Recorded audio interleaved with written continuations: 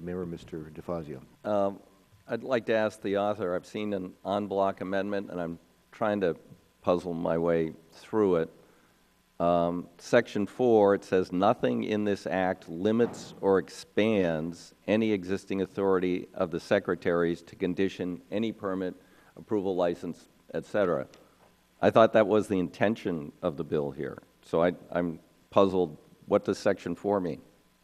Actually, the intention of the bill, Mr. DeFazio, is to be able to protect private property rights, water rights, state water law, the priority-based system in the West. I understand that. And this bill does nothing to be able to address actually some of the concerns that Ms. Napolitano just brought up in regards to the bypass flows. We aren't going to be impacting some of those agreements that already exist. Okay. This is to protect private property rights. Okay, I thank the gentleman for I still, if you have a clause later in the bill, it says nothing limits or expands, and the bill does limit the capability of the Forest Service, the Department of Interior, URAC, et cetera, to deal with issues that relate to.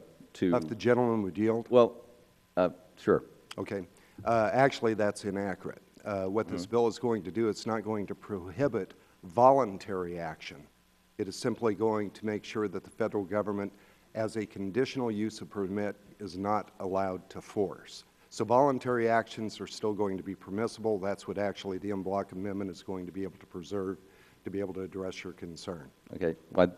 Reclaiming my time. I mean, the gentleman should, and at this point could declare victory, but obviously we're going beyond the issue of ski areas, because the the Vail Daily says Eagle County's 2 U.S. congressmen successfully snuffed a Forest Service move to take water rights without paying for them, and it goes on to credit you and Jared Paulus for doing this, and we do have the belated testimony from the administration saying that they have no intention of taking private water rights, and they're going to change, I don't know what further they're going to do in this area, but I just feel that the bill and the concerns raised by the gentlelady are not met by having Section 4 here. I believe this does have potential implications on huge swaths of the West that relate to grazing or